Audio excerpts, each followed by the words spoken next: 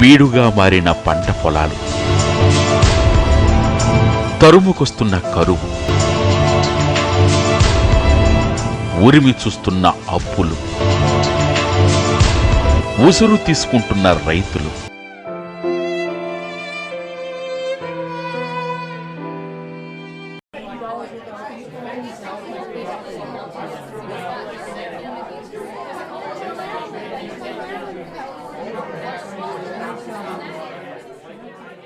Good morning, sir. Good morning, students. Dear students, myself Mohammad Tausif Ahmed. I am assistant professor from Department of Mechanical Engineering.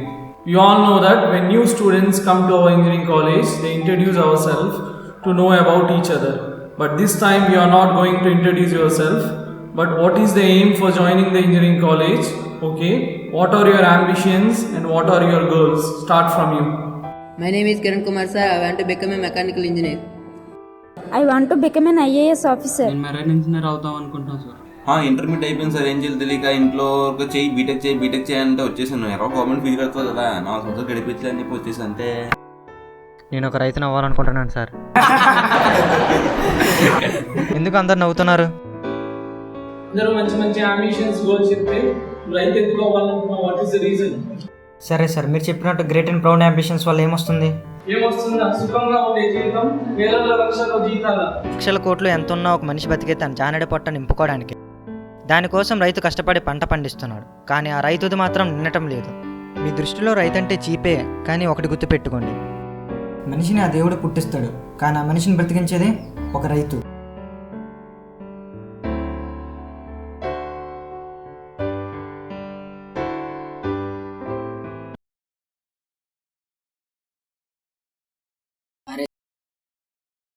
Srinivas ఏమని కనిపించాడా? ఇందాక వెళ్ళడం చూశాను.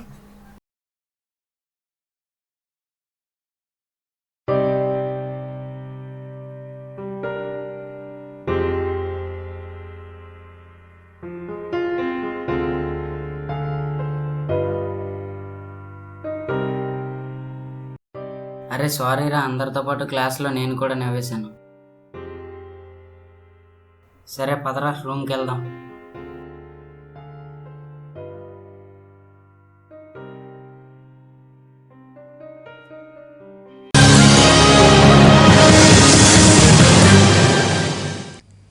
Welcome to special focus. ఏడాదికి 365 రోజులు, వారాంతాలు ఉండవు, weekly ఆఫ్లు ఉండవు, సండేలు ఉండవు. ఆయనకు తెలిసిందల్లా ఒకటే, వ్యవసాయం వ్యవసాయం వ్యవసాయం. వేళకు తిండి ఉండదు, టైంకు నిద్ర ఉండదు, ఒంటికి రెస్ట్ ఉండదు, 6 గంటలు కష్టపడతాడు. శ్రీనివాస్, అరే ఎందుకురా బాధపడతావు? ఇలాంటివి చూసి చూడనట్టు వదిలేయాలి. ఎలా వదిలేసేది? మనకు అన్నం పెట్టిన రైతు చనిపోతుంటే.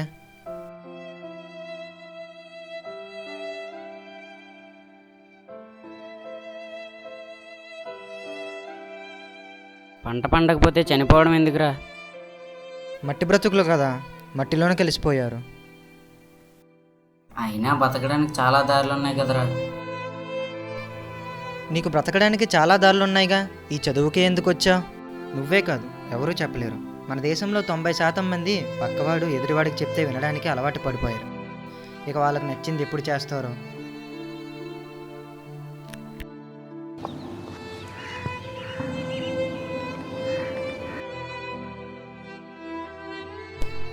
అయినా రైతులంటే ఎందుకురా నీకు అంత ఇష్టం? ఇష్టం కన్నా మించినది అభిమానం. ఎందుకంటే నేను ఒక రైతు బిడ్డనే. మా నాన్న కూడా ఊర్లో వ్యవసాయం చేసేవాడు. ఎంతో కష్టం ఉన్నా నన్ను మా అన్నయ్యని చదివించాడు. కిందటి సంవత్సరం పంట బాగా పండింది. కానీ మధ్యలో ఉన్న మీడియేటర్ మోసం చేయడంతో అప్పులు తీర్చలేక పొలంలోని పురుగుల మందు తాగి ఆత్మహత్య చేసుకున్నాడు. మా నాన్నకి ఇష్టమైన మట్టిలోనే కలిసిపోయాడు. అయినా మన వేదాల్లో పురాణాల్లో అన్నం పరబ్రహ్మ స్వరూపం, చాలా గౌరవించాలి అన్నారు. కానీ దాన్ని పండించే రైతు గురించి మనం పట్టించుకోలేదు.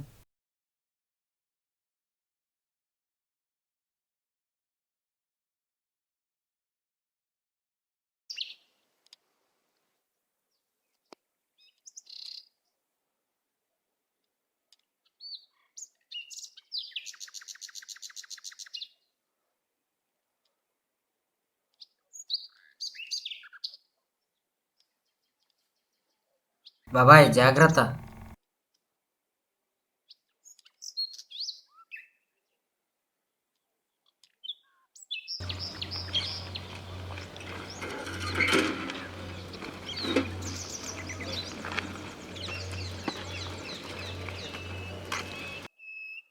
జ్వరంగా ఉంది, ఈ రోజుకి విశ్రాంతి తీసుకోవచ్చుగా. నాకు జ్వరం వచ్చిందని పంటను పట్టించుకోకపోతే దానికి జబ్బు చేసిద్ది. ఈ వయసులో ఎందుకు బాబాయ్ నీకు ఎన్ని కష్టాలు? కష్టాలు ఎవరికొండో బాబు, కానీ రైతుకు మరీ ఎక్కువ ఉంటాయి. ఏంటి బాబాయ్ మీ కష్టాలు? మాకు కూడా కొద్దిగా చెప్పు. మా కష్టాలు ఢిల్లీకి వినిపించినా వాటిని తీర్చే దారి ఎవరు చూపించరు. రైతు కష్టాన్ని రూపాయలతో వెలకట్టే ప్రభుత్వాలు పోయేంత వరకు ఈ బాధలు ఆగవు. ఒకసారి తనతో వెళ్ళి అతని సమస్యలు తెలుసుకుందాం.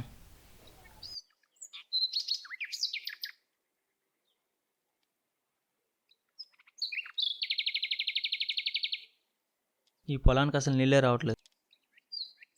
నీళ్ళు సరఫరా లేనప్పుడు ఏ రైతు మాత్రం పండించగలడు?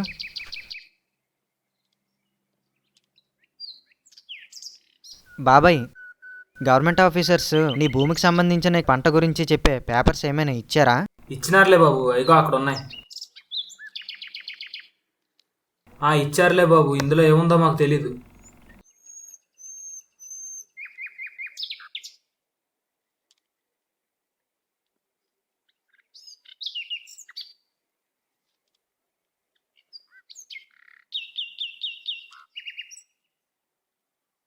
బాబాయ్, ఇందులో అన్ని డీటెయిల్స్ ఉన్నాయి. ఈ నేలకు ఏ పంట మంచిదో. కానీ ఇక్కడ మొక్కజొన్న ఇంకా బాగా పండుతుంది. మీరు గవర్నమెంట్ వాళ్ళు ఇచ్చింది చూసి మాట్లాడుతున్నారు, కానీ ఈ ఊర్లో అందరూ వరి పండిస్తున్నారు. నేను కూడా అదే వేశాను. అంతకు ముందు ప్రభుత్వం వారు అన్నదాత అనే పుస్తకం ఇచ్చారు, అది ఎందుకు ఉపయోగపడలేదు. ఇట్లాగే అన్నీ ఉంటాయి. వీళ్ళని నమ్మి మళ్ళీ మళ్ళీ మోసపోలేం. రాజు, రాజు, అయ్యా రెండయ్యా, కూర్చోండయ్యా.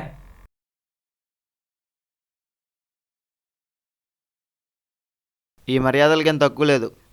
తీసుకున్న పెన్నాలకు కడతావు, మాకేమైనా డబ్బులు వరకు వస్తున్నాయా?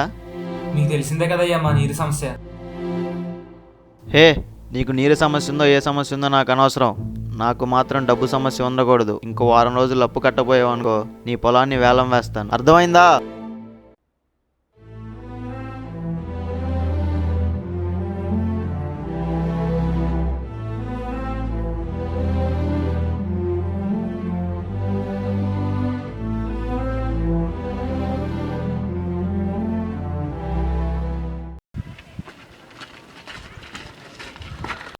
బాబాయ్, బాబాయ్,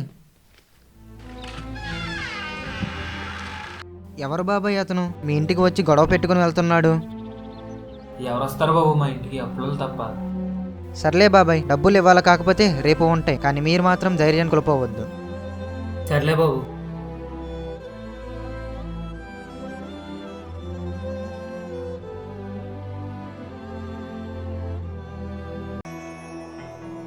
யார் பெற்ற மகனோ நீ, யார் பெற்ற மகனோ இந்த ஊர் கும்பிடும் குலசாமி இவன்.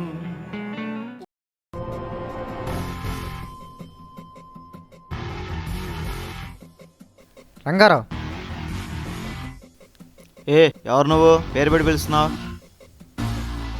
రైతును కూలీగా మార్చి డబ్బు సంపాదిస్తున్నావురా? చూస్తే చదువుకున్న వాళ్ళ ఉన్నావు. గొప్పలు తెల మాట్లాడి తెలీదా? ఒకప్పుడు గొప్పతనాన్ని గుణాన్ని చూసి చెప్పేవాళ్ళు, కానీ ఇప్పుడు డబ్బుతో వెలగొడుతున్నారు. తెలుసుగా డబ్బుకున్న రాజస్వం ఏంటో. అయినా ఎవరు నువ్వు, ఎందుకు వచ్చావు? రైతుకి అప్పిచ్చి వాళ్ళ కష్టాన్ని దోచుకుంటున్నావు. రూపాయికి 10 రూపాయలు దోచుకుంటున్నావు. అసలు నీకు పంట ఎందుకు అమ్మాలి? చూడు, చూస్తే చదువుకున్న వాళ్ళ ఉన్నావు.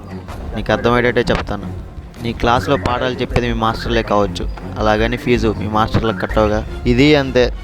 రైతు కూడా పంట పండించే జనాల కోసమే అని డైరెక్ట్గా జనాలకి వెళ్ళిపోతాయండి. దానికి చాలా దారులు ఉంటాయి. నీ పాపాలు దాచుకోవడానికి నీ అలాంటి ముందు ఏదైనా చెప్తావు. ఒకటి చెప్పు, ఇంతమంది రైతుల కష్టాలను దోచుకొని వాళ్ళ చావుల మీద సంపాదించిన డబ్బుని ఎవరికిస్తావు? నా వారసులకి. ఈ డబ్బు ఎంతనో నీ వారసులు అన్నం తింటారని గ్యారంటీ ఉందా? నువ్వు సగం మంది రైతులను చంపేస్తావు, వాళ్ళు ఇంకొందరిని చంపేస్తారు. అలా అన్నదాతలు అందరూ పోయాక పూటకో టాబ్లెట్ మింగుతూ బతకాలా, లేదంటే పక్క దేశాల ముందు 2 చేతులు చాచాలా? చివరిగా ఒక మాట, బాగా బ్రతకడం అంటే 10 మంది కష్టాలు తీర్చడం, 10 మంది కష్టాల మీద బతకడం కాదు. చిన్నప్పటి నుంచి రైతు అంటే పల్లెటూరులో మట్టి పిసుక్కునేవాడు అనుకున్నారా? తన మట్టి పిసికి మనకు ముద్ద పెడుతున్నాడు. దీన్ని ఆపడానికి ఏ దేవుడు రాడా? మనిషి కష్టం వస్తే ఏ దేవుడు రాడు, అలా వచ్చినవాడే దేవుడు అవుతాడు. అది మనమే అవుతాం. రైతు కష్టాన్ని తీరుతాం. రైతు కష్టాన్ని తీర్చడానికి మేము వెళ్తున్నాం. మాతో మీరు వస్తారా? మీ వెనకాల నేను కూడా రావచ్చా? ఏంటి వీడింత త్వరగా మారిపోయడం చూస్తున్నారా? మీరు వచ్చి వెళ్ళాక నా బిడ్డ నన్ను ఒక మాట అడిగింది. నాన్న, నువ్వు మంచివాడివి కదా, రోజు అన్నం తినేటప్పుడు దేవుడు తలుచుకుంటాం కదా, మరి అన్నం పెట్టే అన్నదాలు ఎందుకు పట్టించుకోవు? వాళ్ళు బాగుంటేనే కదా మనము బాగుండేది, నువ్వు బాగుండేది. నా బిడ్డ నన్ను అలా అడిగేసరికి ఇన్నాళ్ళు ఎలా బ్రతికానా అనిపించింది. నేను రైతుల మీద సంపాదించిన డబ్బు వాళ్ళ పొలాలన్నీ వాళ్ళకే రాసిస్తాను. మీరు చేసే మంచి పనులు నాకు కూడా ఎంత చోటు ఇవ్వండి. ఈ రోజుల్లో ఒక ఇంజనీర్ తన పిల్లల్ని ఇంజనీర్ చేయాలనుకుంటున్నాడు, ఒక డాక్టర్ని చేయాలనుకుంటున్నాడు. కానీ రైతు మాత్రం తన పిల్లలను రైతు అవ్వాలనుకుంటున్నాడా? అన్నం పెట్టి అన్నదాతలను అందరూ కలిసి ఆదుకుందాం. రండి, కదిలి రండి. జై జవాన్, జై కిసాన్, జై హింద్.